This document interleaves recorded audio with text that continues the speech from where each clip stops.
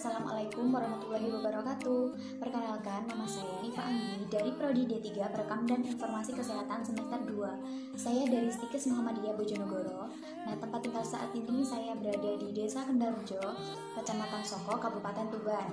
Nah, di sini saya akan menjelaskan tentang bagaimana sih seharusnya seseorang itu dari aspek entrepreneur, leadership, dan karakter untuk mencapai kesuksesan. Nah, sebelum saya membahas lebih dalam lagi, saya akan menjelaskan dulu tentang apa sih entrepreneur itu, apa sih leadership itu, apa sih karakter itu. Nah, kalian pasti juga bingung kan yang belum pada tahu. Nah, yang pertama ada entrepreneur atau wirausahawan. Nah, ini adalah orang yang melakukan aktivitas wirausaha yang dicirikan dengan pandai atau berbakat mengenali produk baru, menentukan cara produk baru, menyusun manajemen operasi untuk pengadaan produk baru. Nah, yang kedua ada leadership.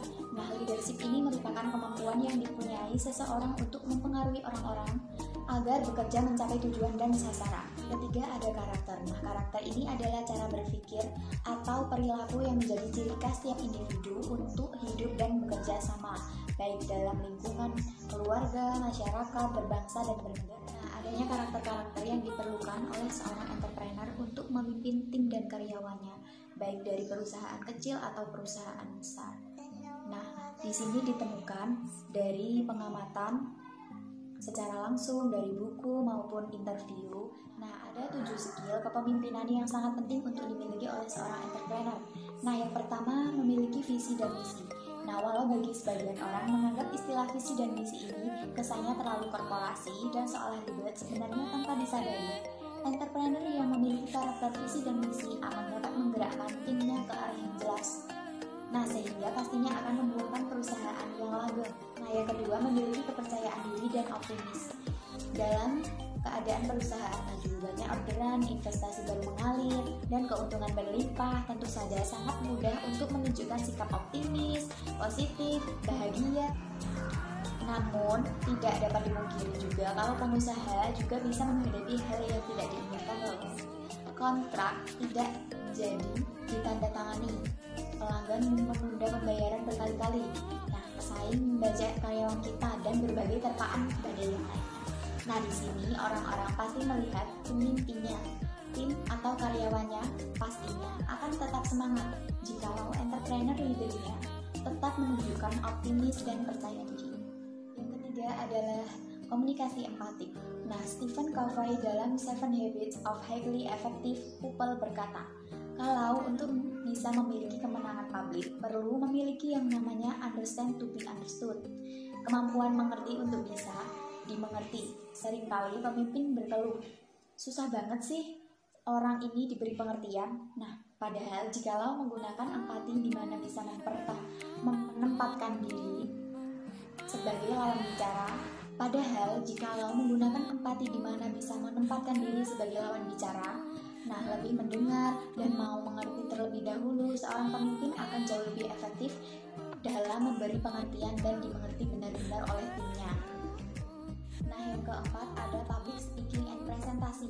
Kecuali dalam perusahaan yang besar yang sudah memiliki tim business development atau marketing sendiri. Nah, seorang entrepreneur apalagi yang akan mendirikan startup sudah pasti memerlukan kemampuan public speaking dan presentasi yang mumpuni. Nah, entah itu saat awal menceritakan bisnis model kanvas, bahkan sederhananya presentasi kepada calon pelanggan untuk mendapatkan proyek baru. Nah, tim koordinasi jelas dan menghasilkan revenue kepada pemimpin atau pengusaha yang memiliki kemampuan berbicara di depan umum dan melakukan presentasi dengan baik dan efektif. Nah, yang kelima ada komunikasi dalam berjejaring atau networking. Nah, kemampuan dalam berjejaring menurut penulis atau skill yang dimiliki seorang leader di mana mampu membawa diri, berkenalan, memancing pembicaraan, memecah kesunyian, mendengar, serta menanggapi ketertarikan minat seorang serta membangun keakraban.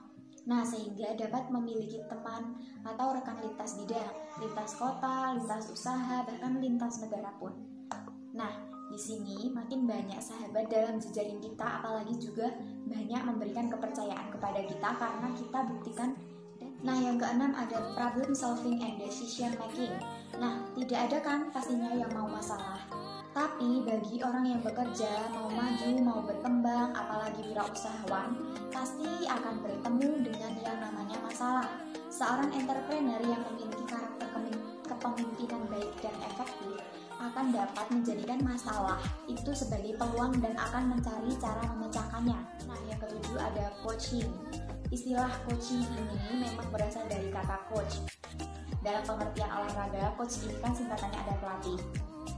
Namun dalam perkembangannya, paling tidak dalam 10 tahun belakangan ini istilah coach merebak di dunia non-olahraga, di bisnis, karir, bahkan kehidupan secara holistik. Salah satu federasi coaching terbesar di dunia, ICF, menyatakan bahwa coaching adalah suatu kegiatan kemitraan bersama klien dalam proses memprovokasi pikiran dengan proses kreatif yang menginspirasi klien untuk memaksimalkan potensi pribadi maupun profesional. Dengan teknik coaching yang tepat, salah satu seorang pemimpin akan dapat bukan hanya memberi delegasi dan koordinasi pekerjaan dengan baik, namun juga bahkan sekaligus mengembangkan dan memperdayakan timnya.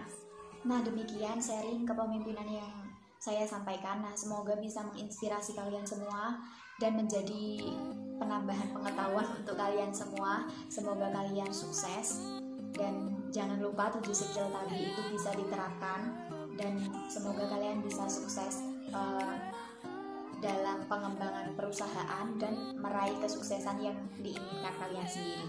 Nah, itu tadi yang bisa saya sampaikan. Mohon maaf bila ada kekurangan atau salah kata. Saya Nifa Anggini akan pamit mengundurkan diri. Wassalamualaikum warahmatullahi wabarakatuh.